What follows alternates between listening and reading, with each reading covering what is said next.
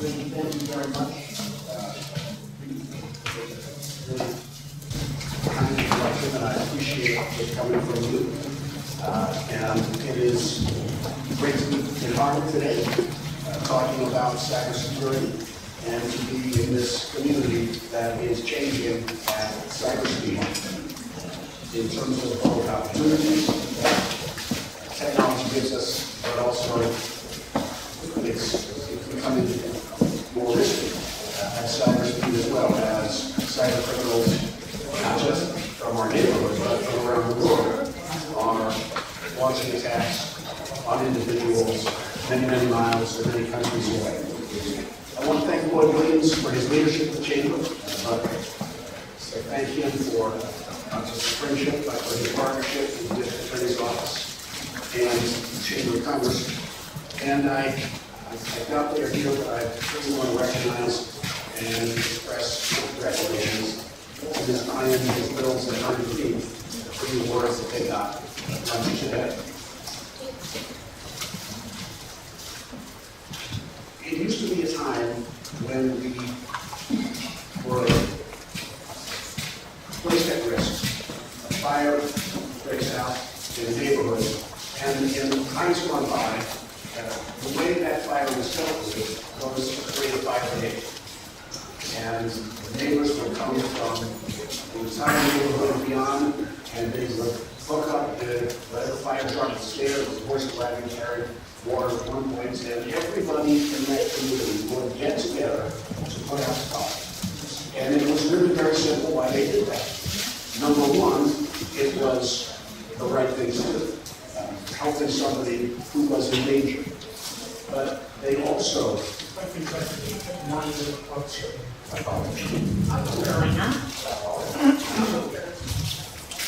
So we had fire brigades for two reasons. One, because it was the right thing to help our neighbor in trouble.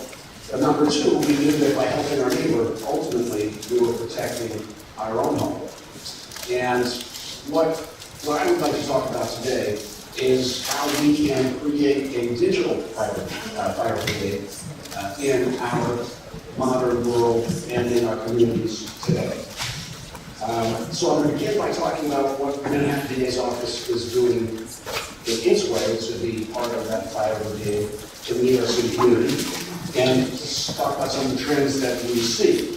And then I'm going to talk a little bit about how we are focusing on prevention of cybercrime as much as we are focusing on prosecution of cybercrimes. So I was young in the day of the 1980s, and when I think back to those days and where we are today in terms of digital crime and computer-enabled fraud, I can only say how times have changed. Back in the 80s, hacking meant we were legally driving a taxi cab. And computer meant literally going into an office building, taking out a big computer from the top of the table and taking it out the back door into a truck. That's clearly nothing like what we are facing today. It's an understatement to say times have changed.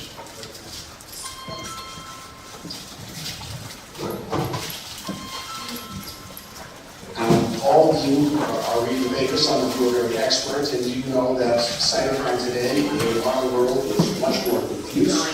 It is unremitting in its nature, and it's machine speed with which it attacks businesses and individuals. Most of the cyber incidents we read about involve big companies like Equifax, Yahoo, and Google, for example. But the real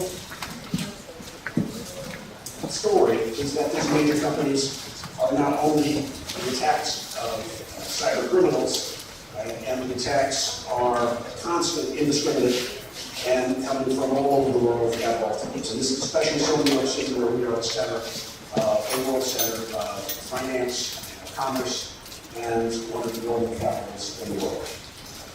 I became district attorney in 2010 after having run for DA in 2009. And back then, I could see clearly that our office, the Manhattan DA's office, which sits in the center of this global capital, sitting our jurisdiction being the jurisdiction where so many world businesses well as a dynamic business community in all of the neighborhoods in Manhattan, I knew that our office had to be able to engage in fighting back cybercrime more sophisticated way. So since that day until today, we've really rethought and just completely changed our approach to cybercrime. First and foremost, we have to be resourced. And one of the things we were able to do, and I've talked about one of the sources for those funding to this, is we actually built what is really a world-class cyber lab. And we did that because we needed a laboratory with the forensic capacity to deal with the number of devices that were coming into our office in cases that have to be interrogated. Thousands of laptops, cell phones, and desktop computers a year. And the NYPD, as great as they are simply not capable of keeping up with the volume of these devices and able to interrogate them forensically at the speed at which we need to do that today. So we've built a laboratory that enables us to do that, to do undercover criminal investigations on the dark web throughout the world, whether it's focused on importing of fentanyl into our communities, incredibly dangerous chemical that is now part of the opioid crisis and resulting in the deaths of more than 1,000 New Yorkers in the last year, just an extraordinary crisis that we are facing. So we need to be able to fight the criminals in that space where they are trading and buying fentanyl. And we need to be able to focus on crimes that are very individual, but devastating to our communities, like international human trafficking and sex trafficking, which, unfortunately, New York City is a central place, one of the hubs for that global network, and we need to be able to do that. But beyond developing the capacity to investigate in a more sophisticated way cyber criminals around the world, it was clear to me, and I think it was probably clear to all of us if you think about it in just an instant, that cyber prosecution is important. You need to be able to have a deterrent effect by going out and identifying the criminals, whether they're local or national, in order to try to stop them from doing what they're doing and to prevent others by getting into that business because they see law enforcement actions actually effective. Now, because cybercrime today is so diffuse, and you can be attacked in your home in Manhattan by someone who is sitting in a cafe in Paris, having an afternoon coffee while they're on the internet trying to hack into banks' personal identifying information. What I came to realize is we simply, and it's obvious, we can't prosecute our way out of the cybercrime. But a much more effective way to fight cybercrime is if you're focusing on prevention of cybercrime. What can we develop that we can share and spread to our business community and elsewhere in the world that will enable those businesses and those members of those communities to be better able to prevent cyber attacks from reaching them? And I came to this conclusion after speaking with a good colleague of mine who was the commissioner of the City of London Police. The City of London Police is actually the square mile of London. It's not the big metropolitan London, but this City of London Police office is actually the cyber team, cyber investigators for the entirety of the UK. And as we talked together over many meetings, we came to realize several things. Number one, the same criminals that were hitting London were hitting New York City. The same people. And there was a real commonality of what we needed to, who we needed to protect ourselves against. Secondly, as cities, in terms of the risk to our populations, we also had much in common. And in terms of our partnerships as law enforcement agencies to tackle the threats that we needed to take on, we also had much in common. Really, we were very much aligned. I would like to say, and I think it's true, that the City of New York and the City of London have a much closer relationship than the United States government does with the British government. And I think you see that country by country, and we see more of that country by country as the months unfold. So these city-to-city relationships between lead prosecution agencies and lead investigative agencies around the globe, we are really becoming, I think, some of the most effective players in combating cybercrime worldwide. So what we decided to do, and that I'll describe in a few minutes, is we decided to create the City of London Police under Manhattan DA's a non-for-profit, which is an unusual thing for two law enforcement agencies to do. It's called the Global Cyber Alliance. There are materials on each of the seats about the Global Cyber Alliance. But what it was designed to do is this. What we saw, what was needed, what we believe was needed, and what was not present, was in the cyber prevention space, communication across business sectors about cyber threat. Aerospace to health and hospitals, to transportation, to municipal governments, to finance. That there was not a sharing of cyber risk information and intel across those sectors. It also was not happening, in our view, very efficiently from country to country. And since I was talking with the city's own commissioner, as he's talking to Manhattan DA, I think we were pretty knowledgeable about what isn't being effectively communicated across countries. So we used $25 million of forfeiture funds that we actually received from prosecuting some large financial investment institutions in Europe for violating what are called sanctions legislation. So these are individuals or banks who were moving money for Sudan, Libya, Iraq, Iran in violation of federal and state legislation. And we used $25 million of that here in Manhattan to essentially stand up what is called now the Global Cyber Alliance. And its design in simple was not to be a prosecution body, but to be an organization that would identify what were the biggest risks in cyber, develop the most simple tools that could be pushed out to the largest audience so that we could provide the greatest impact we could globally as well as locally in providing better cyber protection for those who wish to participate. The tools that we have introduced are, some of you know of them and know about them generally.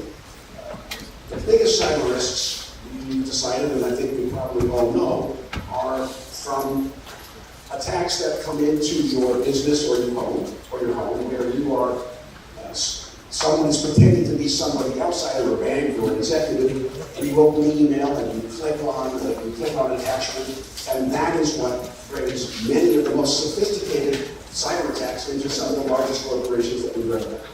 And secondly, it is individuals who, from within that corporation or from within our clients, go out to websites and enter websites which themselves contain malware, which is then downloaded into your office, computer, or into your home. And I think it's estimated that an overwhelming percentage of the world's cyber attacks, maybe 95%, occur as a result of this coming in, pretending to be something else, or going out and attaching to a malicious website. And the tools we developed, thank you for having me here. We developed 3 tools which we have now introduced and have been operating for several years. One is a tool called DNS. It's called a domain name system. And it's designed to leverage, and this is what's why it's so powerful, shared threat intelligence to prevent access to malicious websites. And we have 11 feeds from large organizations like IBM or other large companies who have a huge amount of threat intel and knowledge about malicious sites around the world who are prepared to share those addresses with us. Why? Because we are a not-for-profit. We are not doing this for any profit motive. We are doing it for one motive, which is to fight crime globally by partnering with everyone who wants to partner with us to share information, including threat intelligence, to prevent people from going to these sites. So we created a DNS tool, which if you go to our site, you can, if you're a business or if you're an individual, actually download. There's a toolkit which explains how you do it. Well, ultimately what this does is this prevents, with quite a lot of success, you from going out to a malicious site and bringing malware back into you. We also partnered in this vein to create something called Quad 9, which is part of this design to prevent accessing compromised sites. And secondly, we developed a DMARC tool called Keynote, which is domain-based authentication, reporting, and conformance. This is designed to prevent spoofing and phishing to your email accounts. Now, the DMARC, I just want to tell you, is to tell you where we've gone. It's now available in 17 languages, more than 22,000 users from 168 countries. More than 23,000 unique domains have dialed into this DMARC service. And a great number of those have now implemented the toolkit into their protection network. That's what the Global Cyber Alliance is designed to do. It's to identify the threat, create tools that can be applied around the globe, and to prevent cybercrime from occurring. And these tools were really developed very much with small business in mind. Our market is not really the members of our Global Cyber Alliance. We have 240 members in the Alliance, from banks like Citibank to Microsoft to Europol to the NPD, a banking prosecutor. They really didn't understand the importance of global networking on this issue. But really the market, because these guys don't need the money to develop the best cyber protection for their businesses. But you and I, or our small businesses, do. A small consumer bank that's getting together and its audit committee has to talk about what is our cybersecurity profile and how much at risk are we. They're really not able to spend $2 million or $1 million to go out and get a cyber audit. But by downloading these tools and by the help that the Global Cyber Alliance will provide, they can, by downloading tools that relate to DMARC and DNS, substantially reduce, not eliminate, but reduce the risk of a cyber intrusion on their businesses. Now, as I said, these tools are powerful, but they're also free. And when I say free, sometimes you think cheap. And I have to be careful of how I describe this, because if I say it's going to be free, then people may say, well, it can't be any good. So let me say there is no cost for an organization or an individual to download this material. And I think, really, this is the most, when I leave this office, and I will leave this office, and I'm long gone, I believe that it is focusing on prevention. Extreme prevention. If I can keep the gun out of a kid's hand, that's better, of course, than prosecuting that young man for shooting someone. If we can help prevent around the globe in our communities cyber attacks and at large scale, that is the best way that I think we can fight cybercrime. And what I want to say on this, I think it's probably obvious, is the cyber threat is global. And I don't think we really, as a country, have woken up to how serious this threat is. And I don't think we have really great communication from our federal government about how serious this threat is and how we, in our local businesses and communities, can actually work together to prevent cyber attacks. Not critical effects. I'm just saying, if you're looking for, when your computer crashes, if you're looking for the FBI to come over the hill on a white horse, don't wait too long.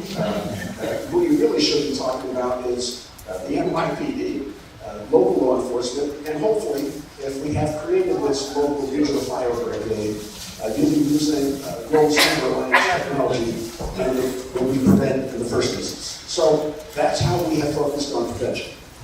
The second thing that we've done, and now I'll open up to questions if there is time, is actually to create that fire brigade. What didn't exist, and we looked at it with the NYPD, the Global Cyber Alliance, was actually a critical services and infrastructure group that was looking at the key industries in New York City and preparing New York City for what happens when one of those sectors is attacked. Or if there's a terrorism attack and the phone systems can't be accessed because they have been compromised either by malware or because by volume.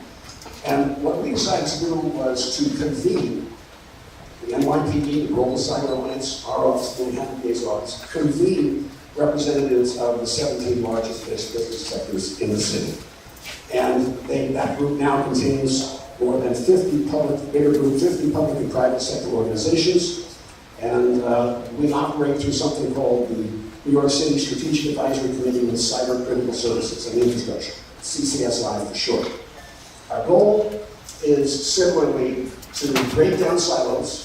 When an attack happens, who is going to come to help you? Well, Verizon, and what we now have developed, based upon a model that is ongoing in Michigan, is essentially a fire brigade, so that if a cyber attack occurs, there is a modality and a method by which volunteers to this digital cyber brigade are making themselves available to come and help in an emergency situation. So this group is multidisciplinary, it's obviously collaborative, and it's operations focused to address city-specific cyber risks given the constant onslaught of attacks that we are experiencing in the world. And those include pervasive ransomware infections at city hospitals and mental health facilities, and that has already happened, not at a massive level, but it has happened in New York City hospitals. We are very concerned, and we should all be very concerned about what happens if there is an attack that affects our water supply. The reservoir is just north of New York City, the beautiful reservoir. But if they are contaminated, or if there is some attack on their functioning, who is going to come and rescue us? It will not be the federal government. It will be the NYPD, and it will be the local businesses who are connected. And it's going to be the electric grid, it's going to be our water source, it's going to be our phone systems, it's going to be our hospitals, it's going to be our transportation systems, it's going to be our municipal government, and it's going to be our banking systems. These are the systems that are all at risk. And the question is, should we have a means by which these sectors are meeting to talk about what the risks are and how we will respond as a community, a fire brigade, business and government in New York City to help each other when things go bad. And that is what we were working to create. Michigan was ahead of us on this, and we didn't really realize it, but the benefit is that we've been able to go out there. Ken Byrne in my office, who manages this in our office, has been out there and is now understands how they've done it, so that we can learn from it. And I'm absolutely sure that what we do in New York City will be a model for other communities around the country to do themselves. And that's really what it's all about. In the world of cybercrime and prevention, in my personal opinion, we need, as a community, to be so much more aware of the risk. Every one of us probably locks their door when they leave their house. But how many of us lock our computer when we leave our house or just to go outside? And the answer is, I don't. I'm one of probably 7 million. So we need to protect ourselves as a community. And at the global level, we need leadership at the highest levels of government around all the countries in the world to start to address this cross-sector, cross-border problem proactively for the benefit of all of the world's citizens. So, Clayton, this is what we are doing. I think we are on the right road. I think it is going to be something that takes several more years in order to mature, but this is the Manhattan DA's approach to cybercrime. We have to be better at fighting it in the courts and in the dark web and investigations, but we have to be much, much more involved with identifying, preventing some solutions. We can stop millions of malware attacks if we are smart in introducing the preventative software that can be loaded into many businesses' systems. For the small businesses, let me just end and say I think this is really something that we hope you will, small business owners or medium business owners or big ones, but that this is something that we will help explain to you further if you wish it. And a law firm has 1,000 clients. Well, the law firm can now provide at no cost, and it's not, we don't get any money out of a referral or anything, can now provide his or her clients access to ways they can harden their cybersecurity at no cost. And that's a service now the law firm can provide. The community banks, as I said, these are also organizations that can't afford. Not-for-profits. Clearly, most not-for-profits don't have money to spend a lot of money on cybersecurity. So I'm talking to those interest groups and letting you know that we've convened a bunch of huge companies and extremely wealthy organizations who understand that we need to stand for you. And that's why they're part of the Global Cyber Alliance, not because we're helping them, but because, like the fire brigade, we are their neighbor. And they know that by making the world more safe from cybercrime in all our countries, in all our communities, we ultimately are making the world safer for ourselves, and we are stepping up as individuals, as businesses and governments, and quite honestly, we're just doing the right thing. And we may have to be ahead of our national governments on this issue, because all over the world and in this country, the action, I believe, in terms of progress on issues like this are happening at the local level. It is the local government that is able to experiment, and then if they're communicating, spread the good results or the bad results as broadly as they can. So, thank you for asking me to come. I'm happy to take questions if time permits. And I am very excited about what I hope will be a change in the way we look at our attack on what I think is our biggest threat, short of terrorism, which is an existential threat. I think our biggest threat, and I view this as the Manhattan DA, is cybercrime. This is where we need to get serious, and we need to get close, and we need to help each other. And the GCA is, in our way, just a step toward that goal. Thank you.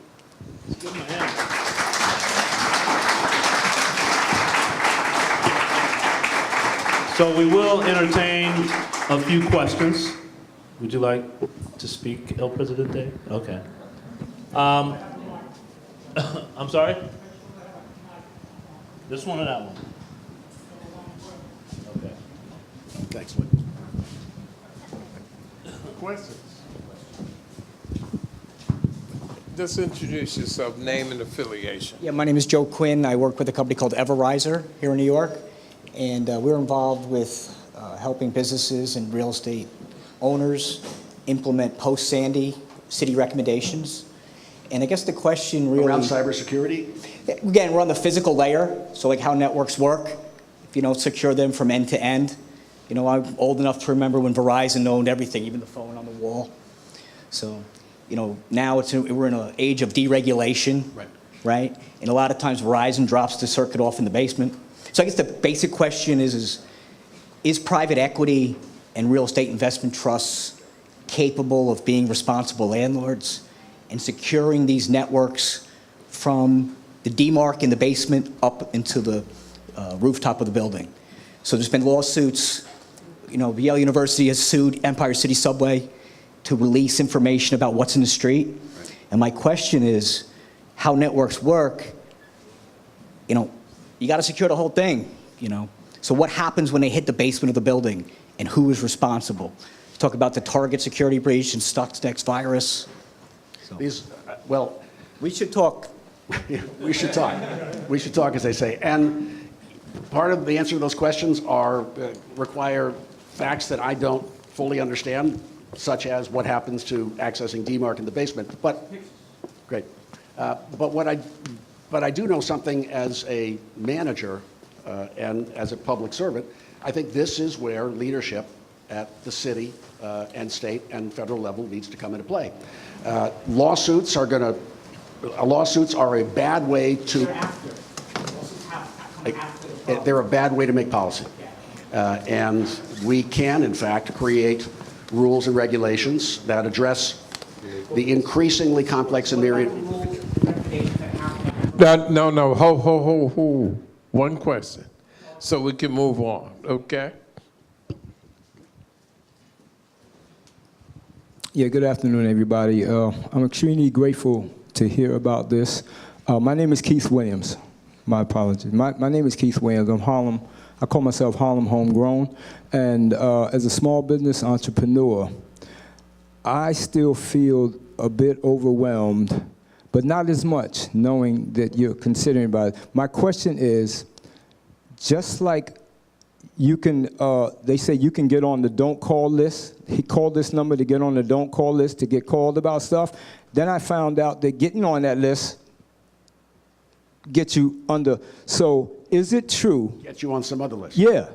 Is it true that now they say there's a list of prefixes that you shouldn't respond to on your cell phone? I hope this is helpful to other people, that you should not respond to this, because in responding to this, they can capture all of your information, and how can a person find out which one of those not to respond to? Thank you. Ken, you may have more knowledge about this, but the way I relate to it is I get about 15 calls a day from numbers that contain digits that are like my first three numbers. And so we're all of us are getting the same stuff, and it comes in many languages. And I think we have to discipline ourselves, number one, to be more careful about answering our phones. I'm not 100% sure to answer your question whether if I answer and someone's speaking Chinese on the other side, which is about half the time that it occurs, that I've done something that's fatal.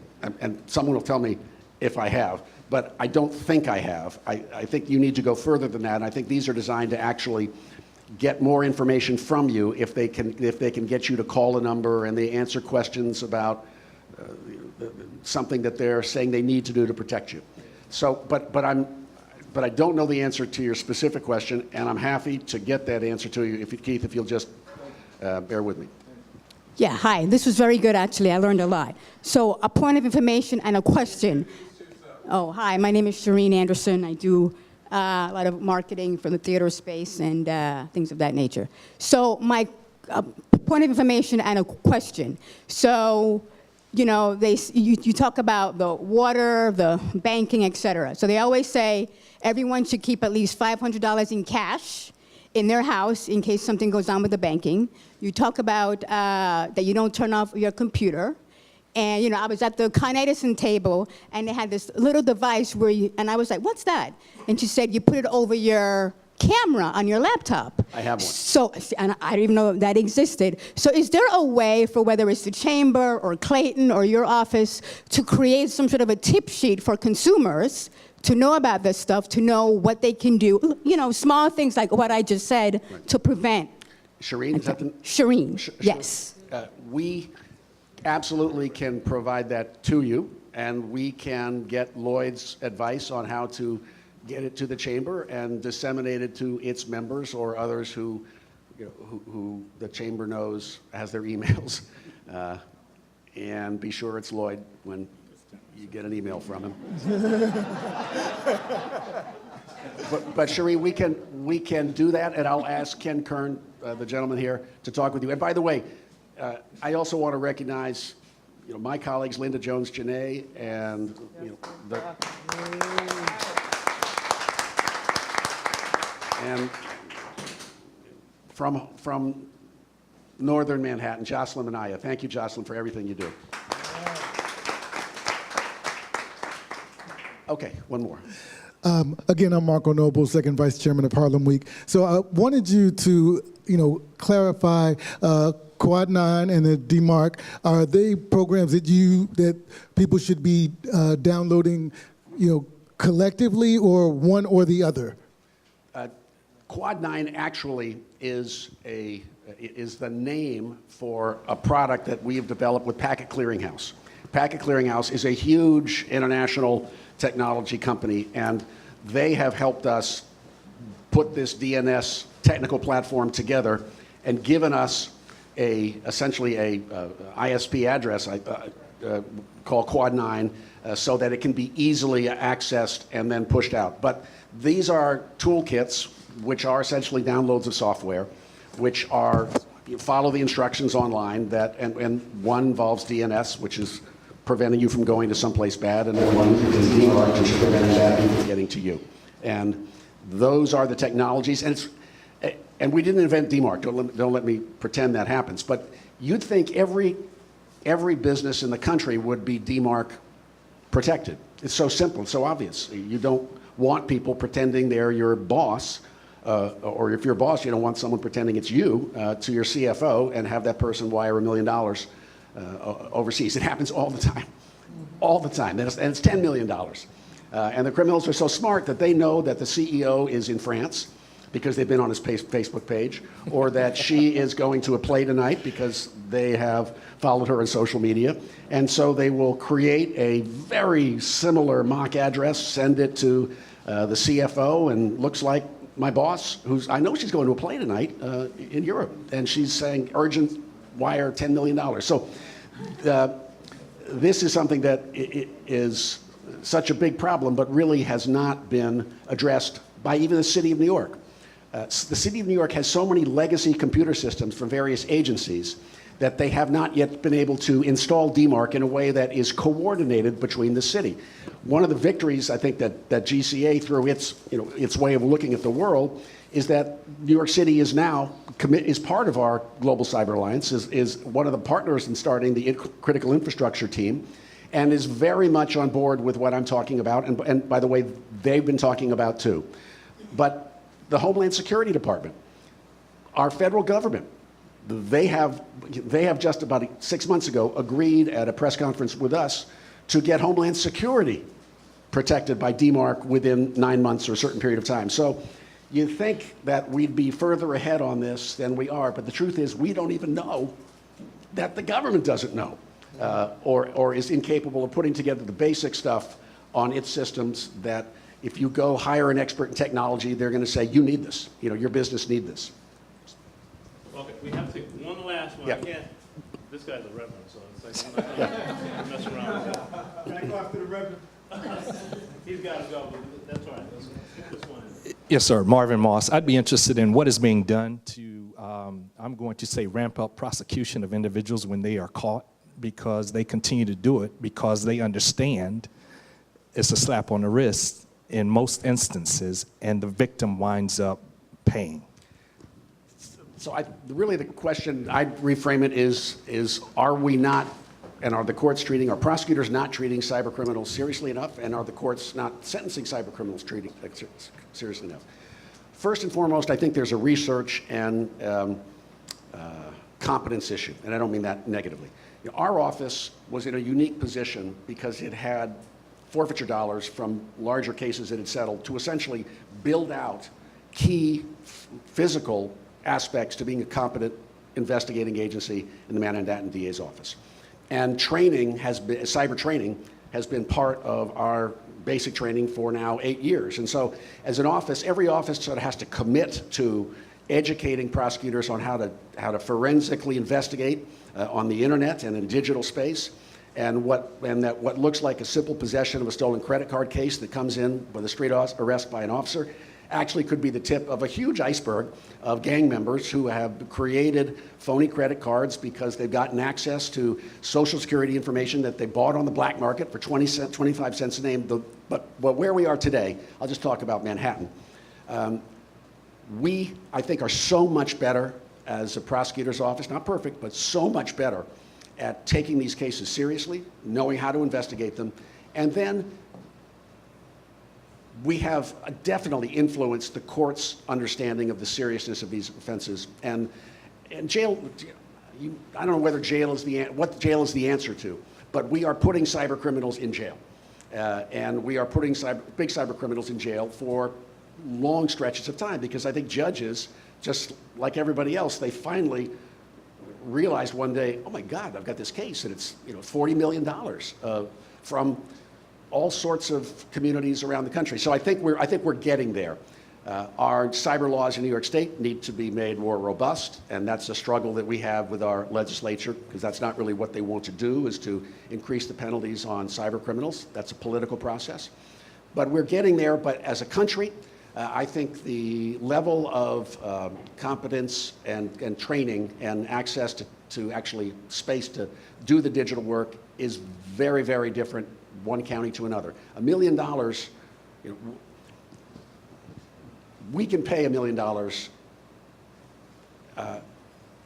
to do some project. $1 million in a upstate county is their entire law enforcement budget. And so the disparate, this is also why at the state level, I think we really need strong leadership. Wouldn't it be nice if it was the federal level to try to figure out how we do a better job providing resources in the counties that can't provide the resources themselves, because this is where we are at risk. Cyber criminals are hitting seniors, who are the most vulnerable to these cyber scams. And that happens whether you're in Onondaga County or whether you're in Brooklyn. Outstanding. Give them a big hand. Let me just, I'm sorry, Lloyd Williams, President, Greater Harlem Chamber of Commerce. Let me just, thank you. Let me just say this. Ken and Cy Vance, you don't really know what you're doing. And here's what I mean by that. The messages you're conveying are so important. I was fortunate to have had dinner with Cy Vance a few months ago, and he was so impassioned about conveying this message. And so what I'm saying to you is that what you're doing is so important, and I don't want you to stop. I don't want you to start thinking that, you know, you've spoken to too many people and you've said too many things. I'm sure there are people in this audience who learned something today and opened up their mind and their eyes about things you haven't thought about. Is that fair enough? Okay. And let me also say the other side of this, okay? You know, it's not playing the race card, it's dealing with the race card that is dealt. That too oft times, the information is not conveyed to people of color. And I want to say that because it's true. And you have a responsibility to take this to your church and take this to your block. You know, I was sitting back and thinking, you know, how many people here really lock their computer when you leave the house? Okay? Listen, I'm proud of you for doing that. How many people here will now lock their computer? That's the point I'm trying to make. So we're going to be calling on Ken and Cy, if you don't mind, repeatedly to speak to smaller groups, larger groups, younger groups, older groups, richer groups, poorer groups, and convey the message of cybersecurity, because it's perhaps one of the most important messages being conveyed at this time. And I also want to say, without Clayton and his team at Silicon Harlem, we would not be where we are today with this message. So I just wanted to thank you, okay? Have a great day, okay? Thank you. Thank you. I thought I knew everything about the district attorney because I watched Law and Order, but there's so much more. We are transitioning, but if you don't mind, one more great hand for Lloyd and Cy Vance, two great leaders of New York City.